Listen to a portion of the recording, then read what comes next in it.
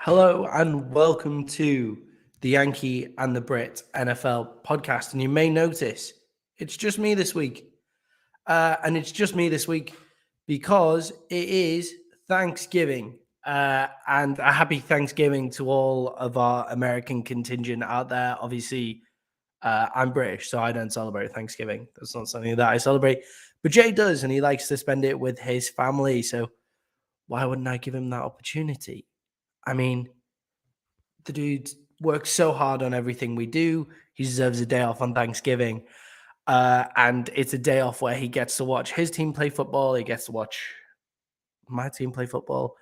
And it's a day where you guys eat a shit ton of food and just feel awesome about yourselves and give thanks. So I just want to give my Thanksgiving out there to everybody in the Yankee and the Brit Sportscast team, all the shows that we offer. Thank you so much for all of your hard work on making mine and Jay's dreams, working towards mine and Jay's dreams coming true. And thank you to all of our dedicated watchers. We really appreciate you guys. Thank you so much. And all that soppy shit is out of the way now.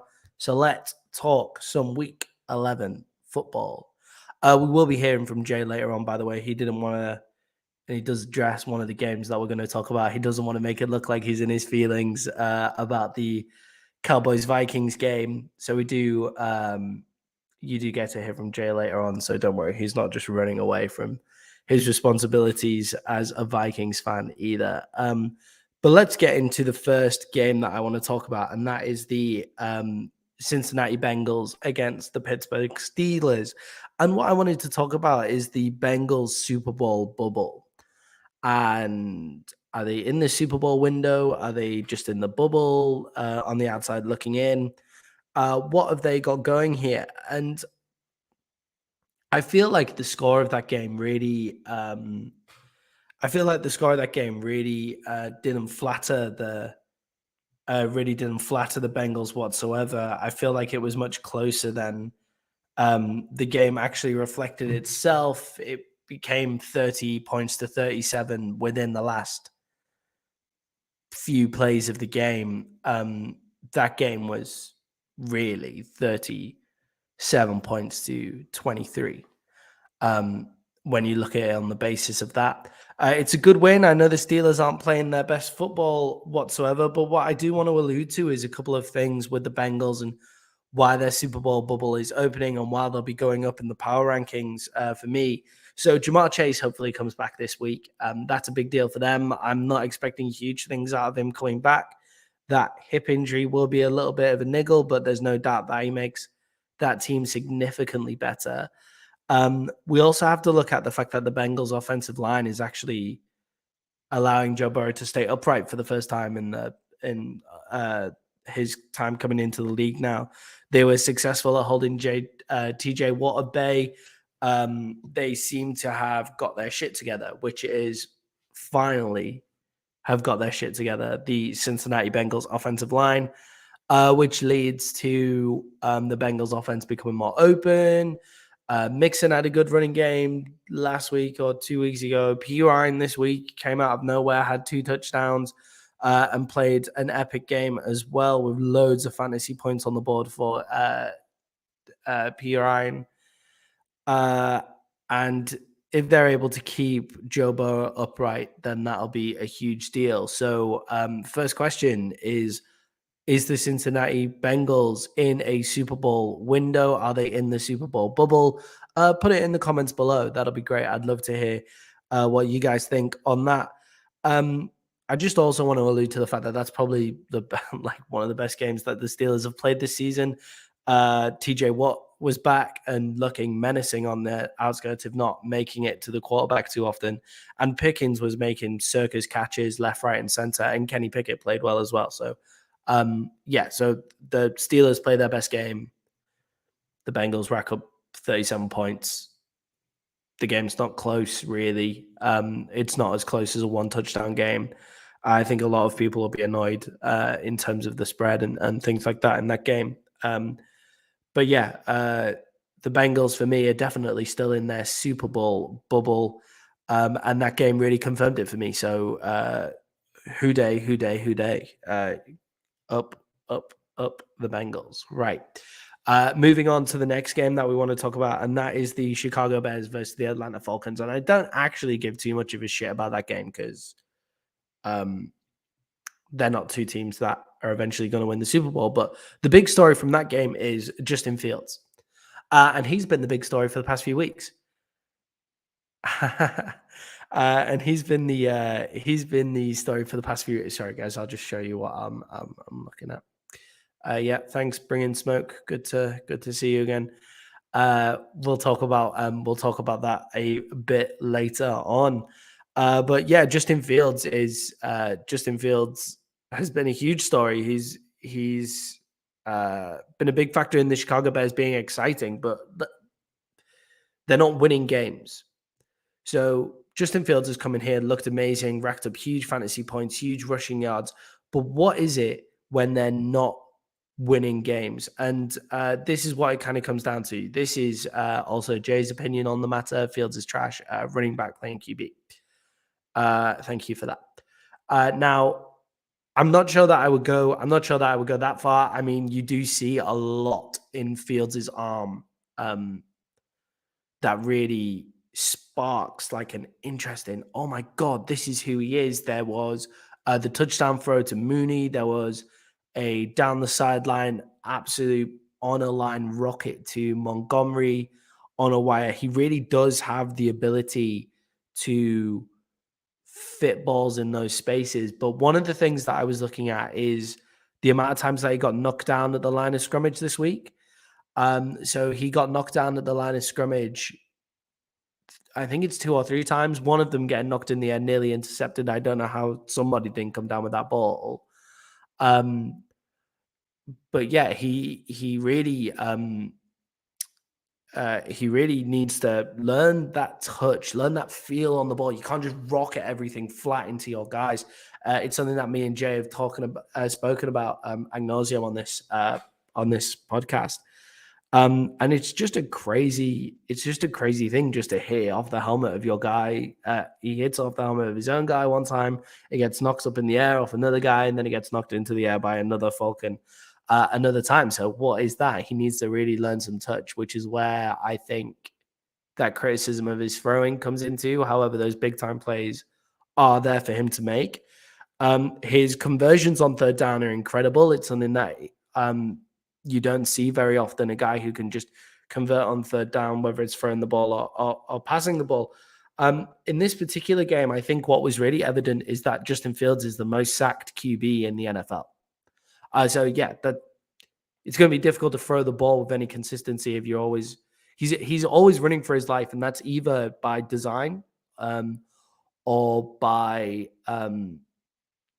fault of the offensive line. He's the most sacked QB in the NFL this season. He got sacked 4 times in this game.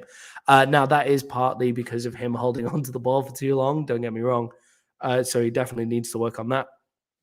The Bears also ran 13 more plays and had 10 more minutes in time of possession than the Falcons. There's no way that they should have lost this game. I think the Patterson's return for a touchdown, which congratulations to Cordero Patterson becoming the greatest kick returner of all time in terms of touchdowns. It starts a series of play that means that the Falcons come in equal at halftime. And I think that if the Bears come out with a lead after halftime, they can play in front. They're able to play their game. But they come in tying at halftime. And also that means that then the Falcons get the next score after halftime. So then the Bears are playing from behind. And something that Fields really needs to work on is his 2-minute drills. I think it might be some of the worst 2-minute drill running from a QB that I've seen in the NFL in terms of Justin Fields.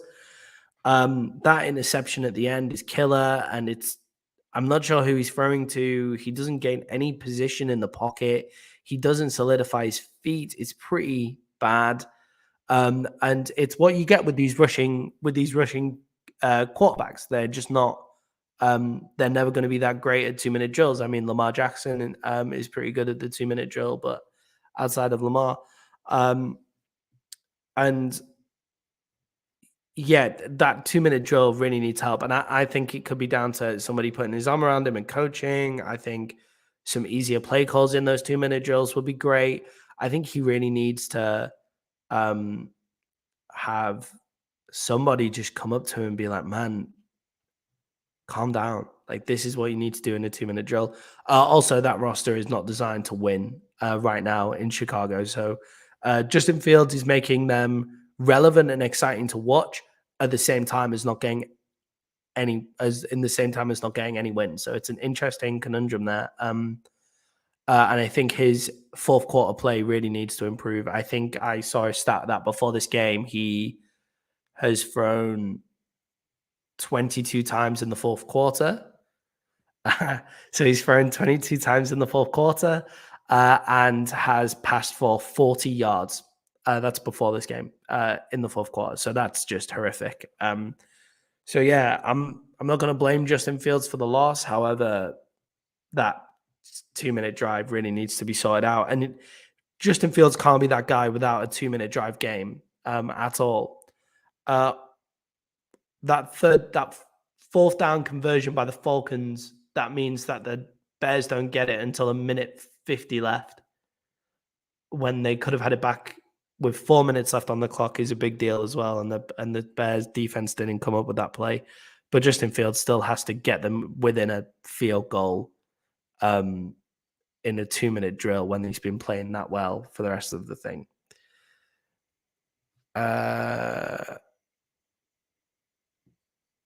Already complaining about being sore. Yeah. Hi, Jay. Happy Thanksgiving, man. I hope everything's going great with your family. Yeah, I do wonder how he's going to hold up, especially being the most sacked quarterback in the league this season.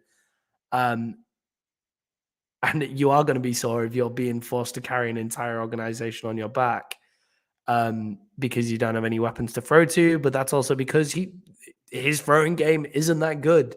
In the big down situation, I agree he's not been the guy for them. So he really needs to, if he wants to not be sore, then he needs to learn to use the weapons around him. That's a happy Thanksgiving from Jay to everybody. All right, so moving on to the next game, which is the Philadelphia Eagles versus the Indianapolis Colts. And it is more to do with a potential Eagles second half slump rather than talking about the Colts game in general. So let me know what you think in the comments. Are the Eagles in for a second half slump? So are the Eagles in for a second half slump? Jimmy Johnson, former Cowboys head coach and now excellent broadcaster, suggests that teams are catching up to the Eagles' offense. He's saying when you play them the second time round, they're not going to be able to surprise you. They get a lot of their points early, especially in the second quarter. Teams catch up to them defensively within games. Like by the end of the fourth quarter, you've caught up to the Eagles. That's not the case for the Colts, obviously, giving up 14 points. And I think it's an interesting thing to look at now. They still have one of the best offensive lines in the league, definitely. But there has been some holes starting to appear, I think, against the Commanders and now the Colts. They let up 4 sacks against the Colts this past game. And Fields looks rushed when, obviously, when you're getting sacked 4 times and there's a lot of pressures involved in that, you're going to feel rushed. And I feel like if you're able to rush Fields, then you can get to this Philadelphia Eagles team, which makes me excited as a Cowboys fan. Happy Thanksgiving, Smoke. I hope you're having a good time with family and stuff around you.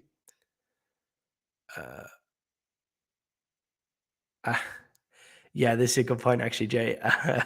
Zach Wilson, we'll have to talk about this on the pregame show for the Sunday games because I have a lot to say about that Zach Wilson interview. But so if you have anything to say about that, guys, please feel free to come into the comments on Sunday. That'll be great. And we'll talk about it there. So is there an incoming second half slump for the Philadelphia Eagles? Now the Eagles, I see actually got out of Dodge quite lucky in this game. They a field goal got missed by the Colts. If the Colts don't miss that field goal, then they probably walk away with the win. And the Eagles are falling back into the NFC East, which is would only be one game behind them this after that. But this talk about a second half of the season regression, their defense is so legit.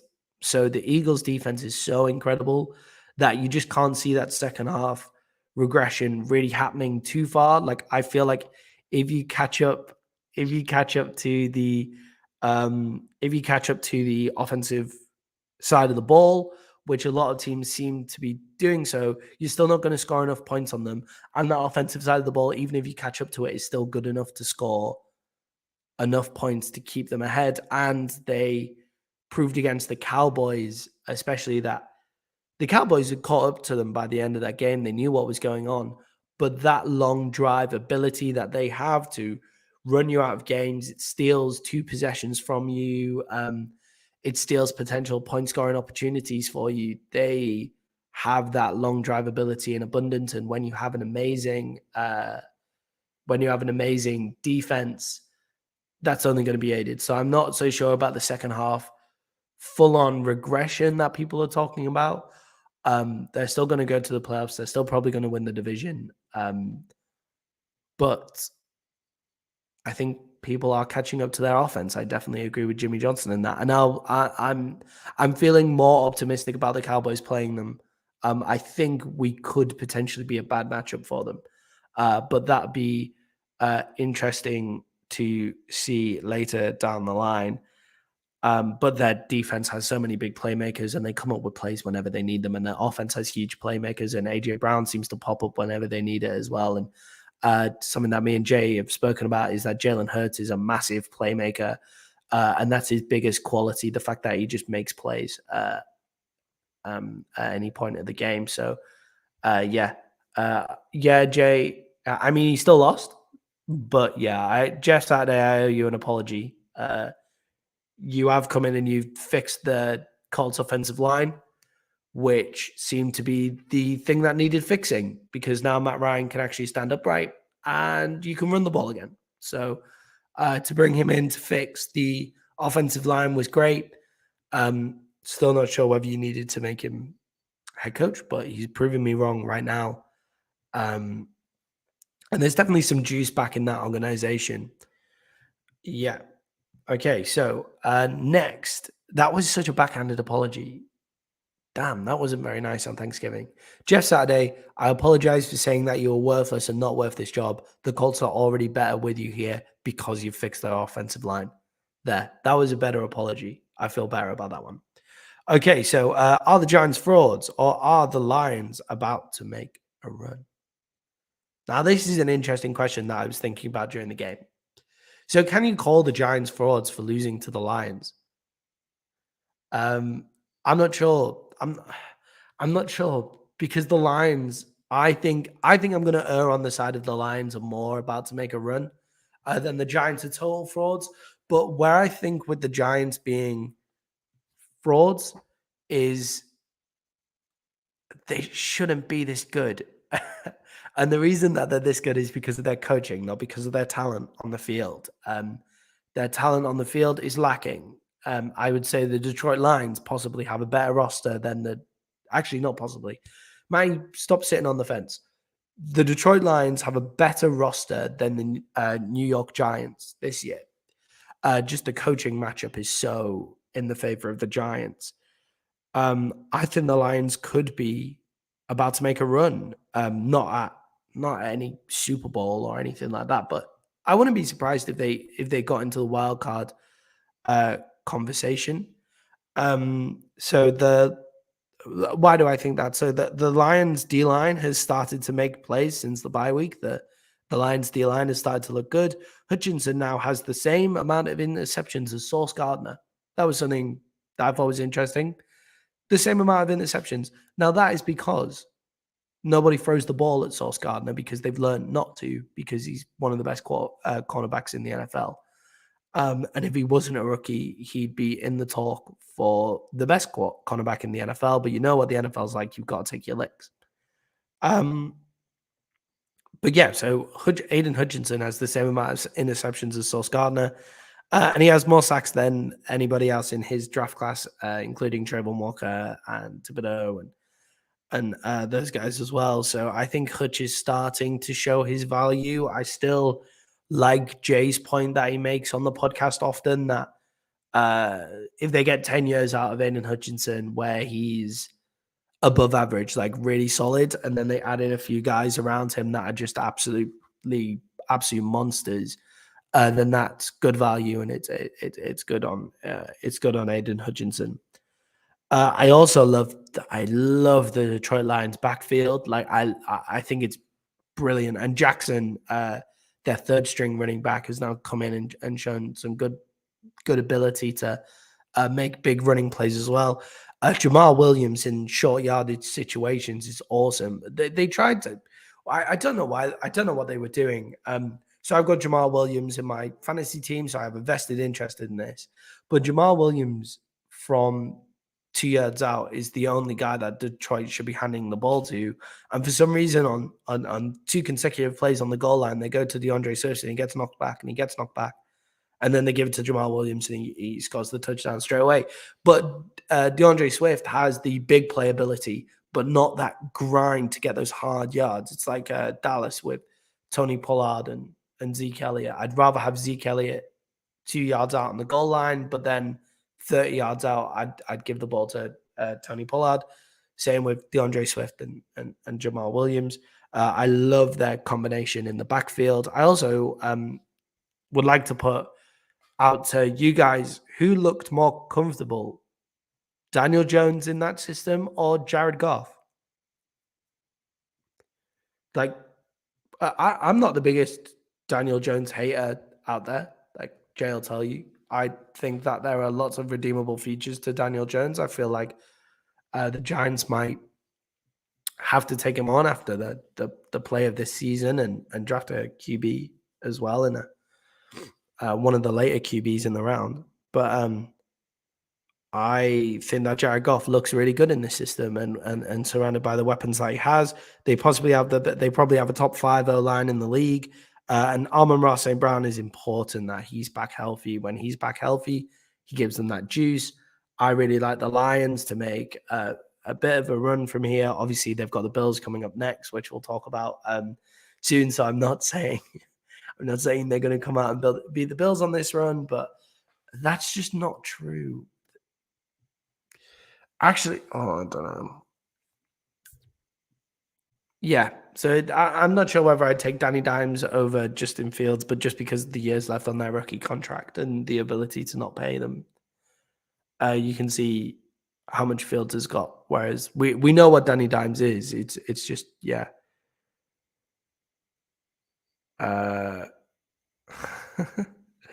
Yeah, Jay's off to go and eat with his family. I know he doesn't eat turkey because he's vegetarian, so I'm not sure. I'm not sure what a vegetarian Thanksgiving looks like. But yeah, the O-line is their O-line is top 5 in football, and they have great weapons around them. And Jared Goff is able to utilize those weapons. Now, that doesn't mean that Jared Goff is the answer to their future forever. But Amon-Ra St. Brown being back gives them that juice, gives them that wide receiver that they can definitely go straight to. Also, the Giants, they're good early on scripted plays. Like they look really good when they first come out of the blocks, but it's all scripted plays. That's the coaching matchup that they've got. They have a great coaching team there in the Giants, and in 2-3 years' time, they'll probably build a roster that really elevates this coaching staff. And something that I heard that was very interesting is Josh Allen missing Vrabel, because Vrabel looks great and Josh Allen looks this. Blah, blah, blah. I'm not here to talk about that right now, but Vrabel is doing a great job there at the Giants. I feel like they're not frauds. I feel like they're just going to come slowly back to where they actually belong. And anybody who's been watching them knows that their belonging point isn't where they are right now. They're not a 3-loss team. They're more like a 4 or 5-loss team right now. And they could still make a wild card spot. I wouldn't be surprised if they did that, but I just talent-wise, they're not there. Talent-wise, they aren't there at all. Yeah, you can't afford to turn the ball over in this team. If you can take out Saquon Barkley, which is easier said than done, then you basically stop their offense. They were outclassed on both sides of the ball, and the scoreline is actually closer than the game was entirely. So I'm not really sure how the Giants go on from here. But yeah, I feel like they're playing more to where that game shows more where they actually are, both teams, in terms of talent. And then the final game before the big game that we all want to talk about, and yeah, that everybody's here to hear about. But I just want to talk quickly about the Chiefs and the Chargers. And is this Chiefs win as impressive as everyone is making it out to be? Sorry, guys, I'm in Thailand, so everything's very hot and steamy because the aircon and the fans are too loud to have on with the mic. So I couldn't have that on. So I'm just sweating through my t-shirt and fogging my glasses up. You may see the sweaty hairline from the cap now. And after that grossness, which you're all welcome for, let's talk about some beautiful football from the Kansas City Chiefs and the Chargers, possibly the game of the week. Everybody's coming out and saying that this Chiefs win is absolutely amazing and that Patrick Mahomes is great and all of that. And I totally agree. Apart from the fact that the spread was 5.5 points and they didn't cover the spread. And the Chargers are injured on defense and they're injured on offense. All of this. So why didn't the Chiefs beat them by more? Well, I don't think that's anything to do with the Chiefs, actually. I think this Chiefs win was actually impressive because what we saw last week is that the Chargers are wasting Justin Herbert's talent.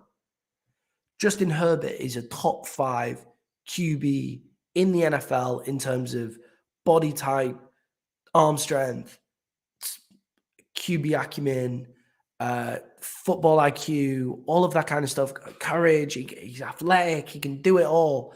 And I genuinely think he's a top 5 quarterback in the NFL. And the Chargers are wasting him right now. And they're wasting him through injuries. They're wasting him through terrible coaching calls.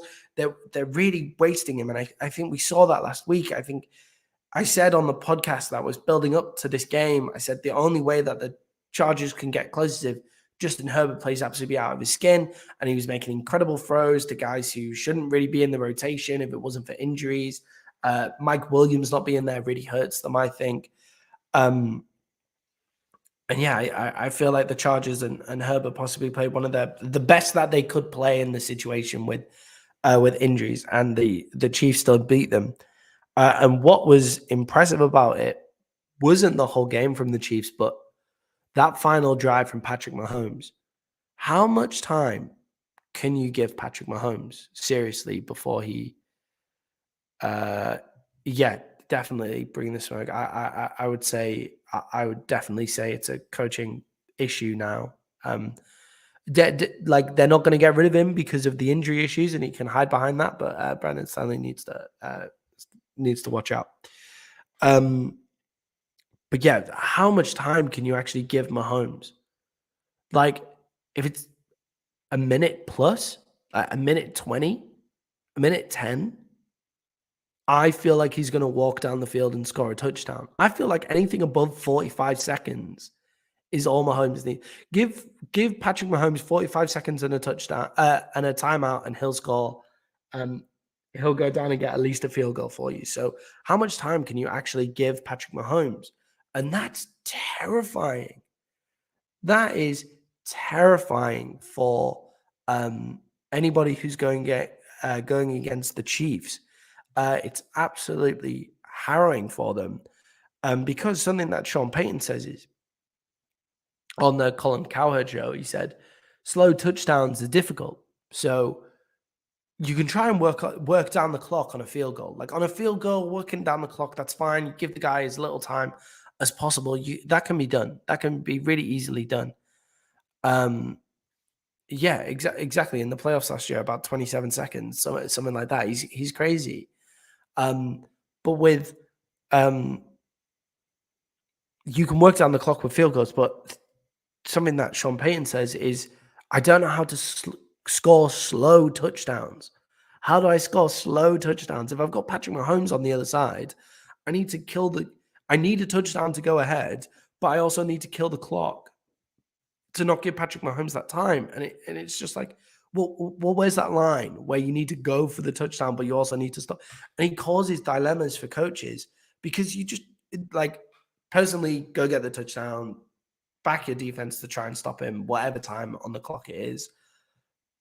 But it's an interesting conundrum to go for. And also, the Chiefs have unearthed Pacheco. Finally, Pacheco has arrived, a 100-yard game. Good on him. I've had him stashed on my fantasy team for all of the season.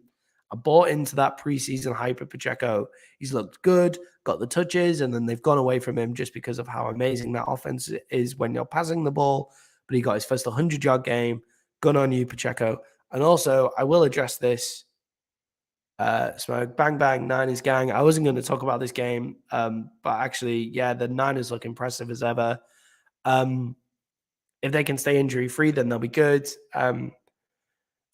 They look like a really difficult team to stop, especially if you're uncomfortable against the run, just because of how many absurd issues they can create with their creative running game. So yeah, the 49ers look great and a difficult matchup for anybody, especially in playoff football. It's all about whether they can stay healthy. And I think a organization that's had as many injuries as the 49ers, I don't think that's that's an organization problem when you've had that many injuries. So it'll be interesting to see if they can stay injury free. And final game review of last week.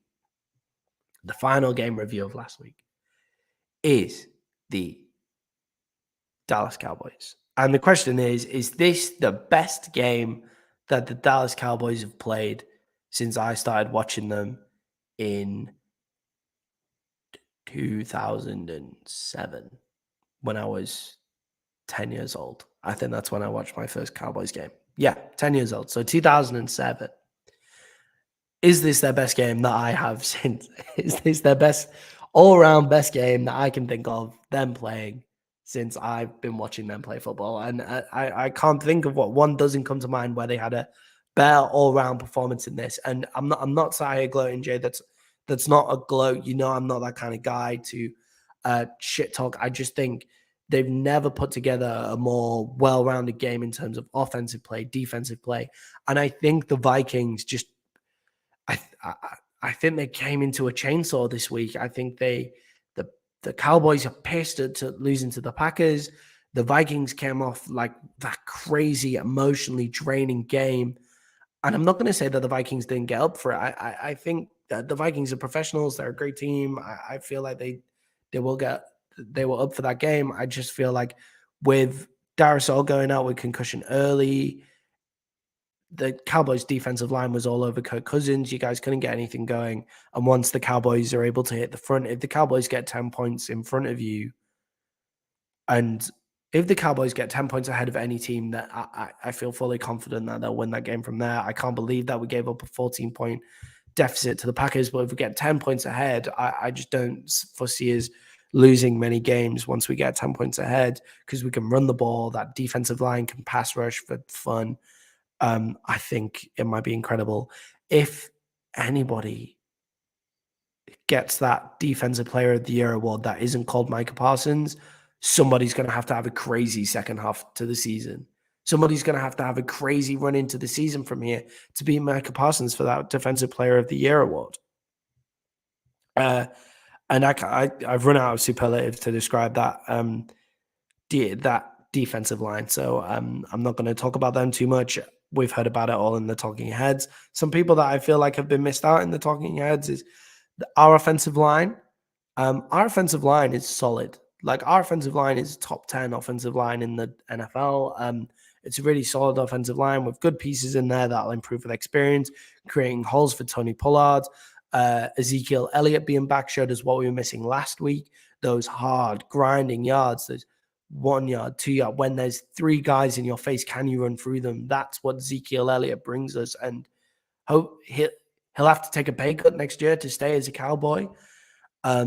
Definitely with his contract being up, he'll have to take that pay cut.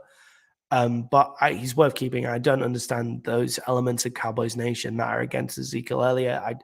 I don't get it when people say, we've got Tony Pollard, what do we need Ezekiel Elliott for? They're fucking totally different guys, man. They're different. They're different guys. They play a totally different branch of football. They bring something totally different to the team. Yeah. So,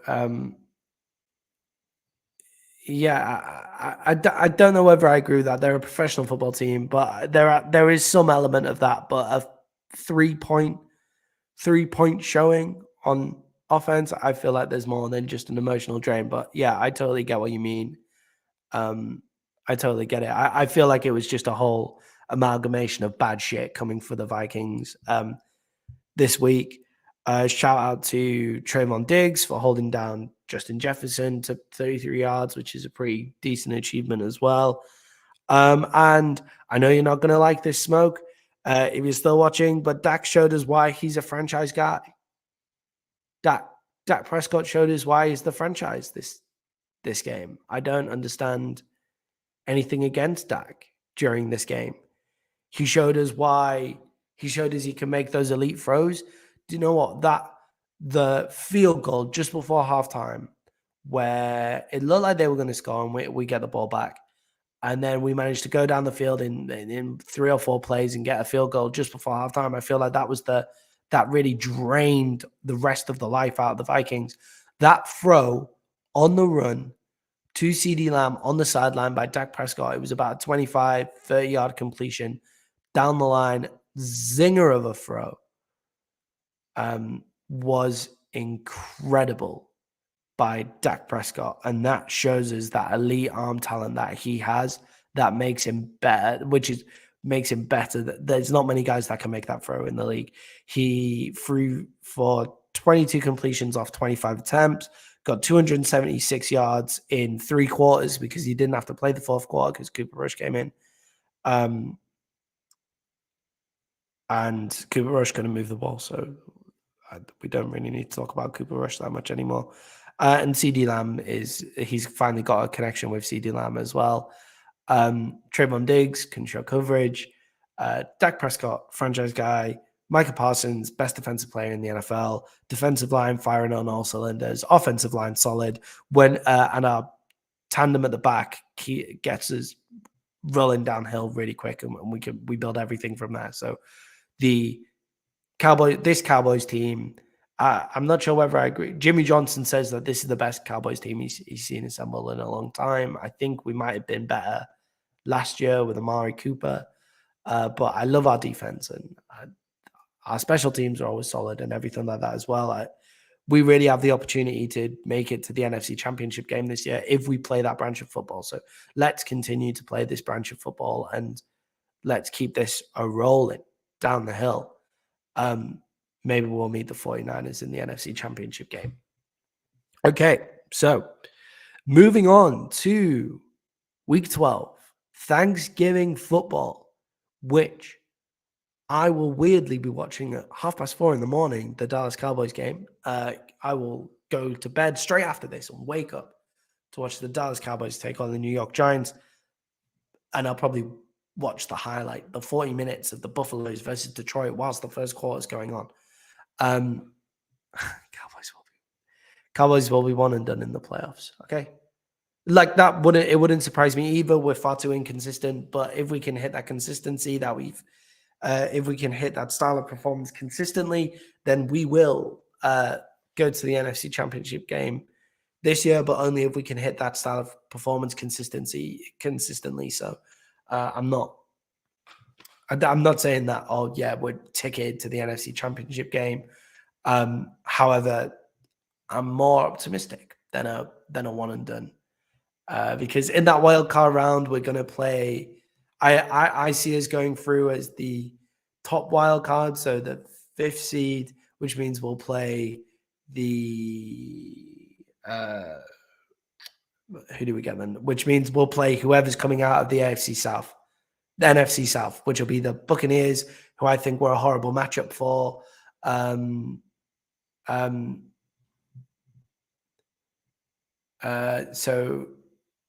I think we're a horrible matchup for the Buccaneers. I think we're a horrible matchup for the Falcons. I think we're a terrible. So anybody coming out of the AFC South, we're ready. We're ready for you. Any stadium, we'll come for you. And yeah, it makes a lot of sense if you're a Texan. Ghost makes a lot of sense. I would hate us too if I was a Texans fan. Okay, so moving on to the Thanksgiving game. So first up, Buffalo at Detroit, 9.5 points. Buffalo favorites.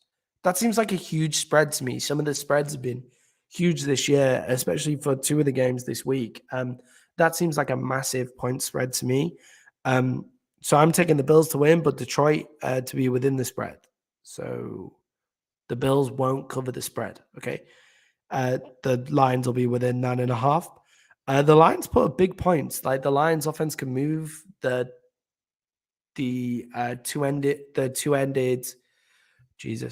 two-headed monster in the backfield moves the ball or keep Buffalo off the field.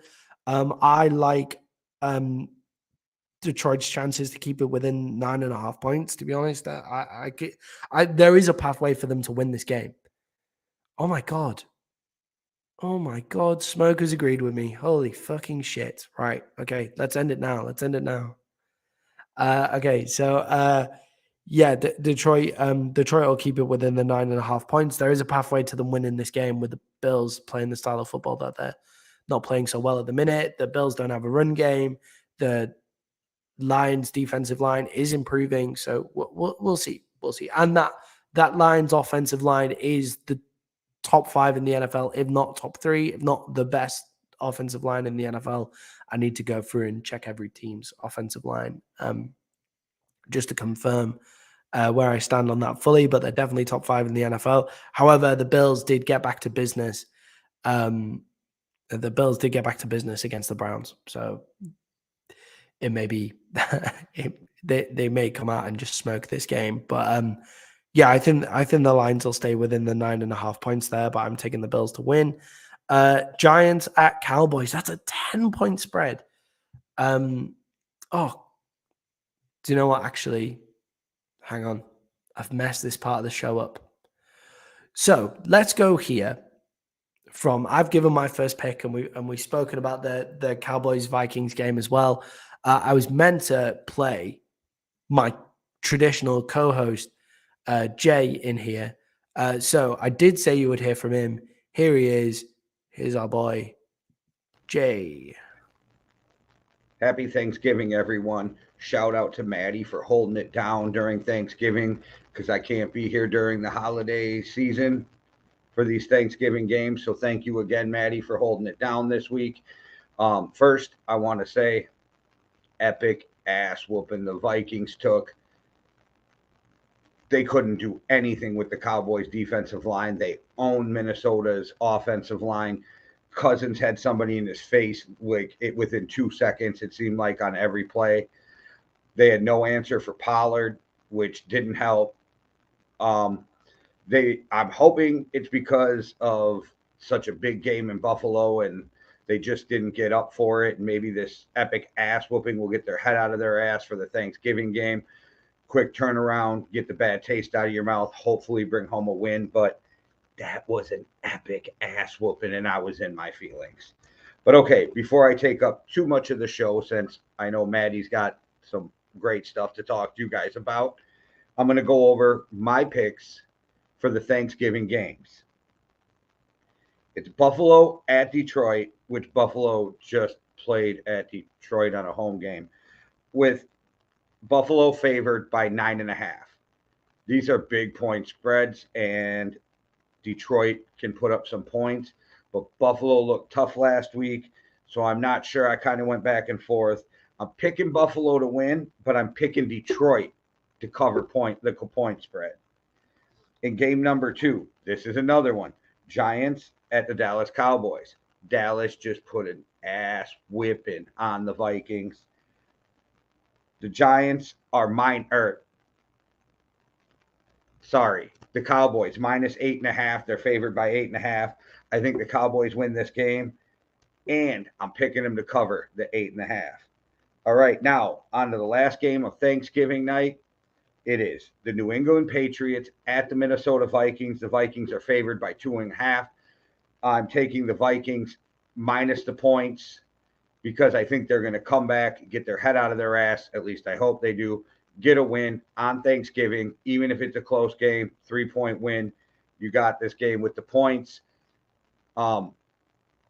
Last year, I would be just so nervous and just a wreck right now because of the loss, and that's the most Vikings loss.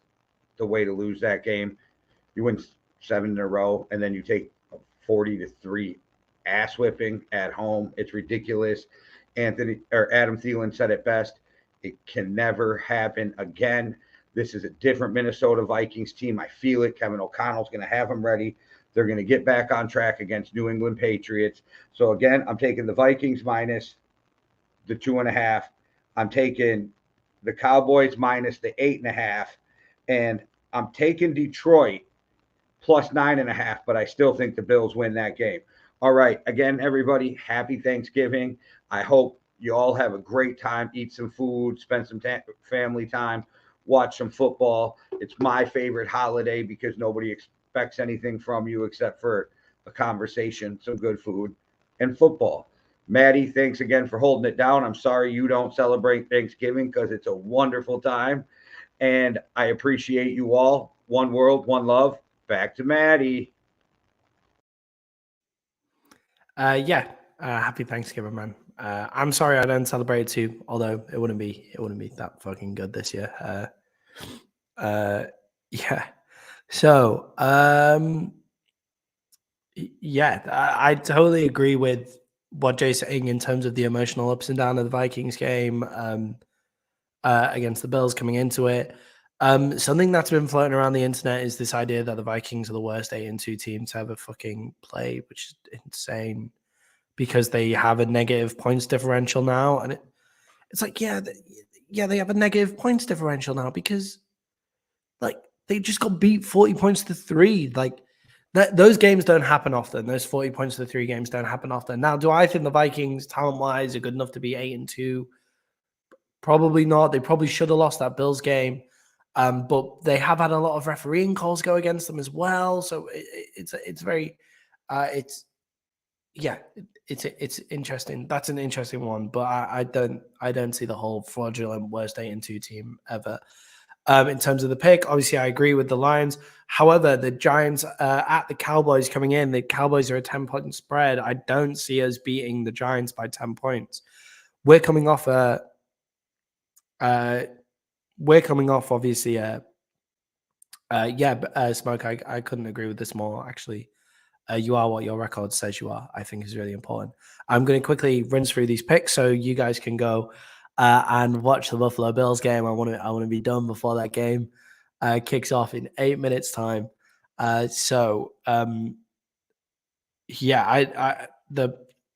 don't see us beating the Giants by 10 points. I see we're coming off a big win. They're coming off a bit of a kick in the face loss as well. The Giants play close football games most of the time. We struggle to defend the run. So I still think the Cowboys win. We're a way more talented team. I don't see I don't there is a pathway for us to lose that game though. So I see us winning, not covering the spread. That's a huge spread of 10 points, I think, for two teams with the same record going in. But who's going to take control of the NFC East second place? Who's going to take control of that top wildcard spot at the moment? And then the final game is Jay's Vikings against the Pats. That is in Minnesota. And that is a 3-point spread, which means if it was on a neutral field, have I got that right? That doesn't sound right. No, it is. Yeah. Wow. Okay. So if it was on a neutral field, they'd be even. So Christian Darrisaw is out again, which is a big issue for them. The step down to Blake Brandel is a big step down from at left tackle there. Matthew Judon's probably just going to stand at left tackle and just come from there the entire game. I totally agree with this Ghost. Yep, I feel like if the only way they lose is if they are feeling themselves too much. But that's been known to happen with the Cowboys quite often. I think the Vikings, if they tighten up on their defense, they need to. Something that I didn't mention is the fact that Jay's been mentioning this huge hole just in the middle of the Vikings defense, and I didn't realize how big it was until we played them, to be perfectly honest. That hole in the middle is crazy.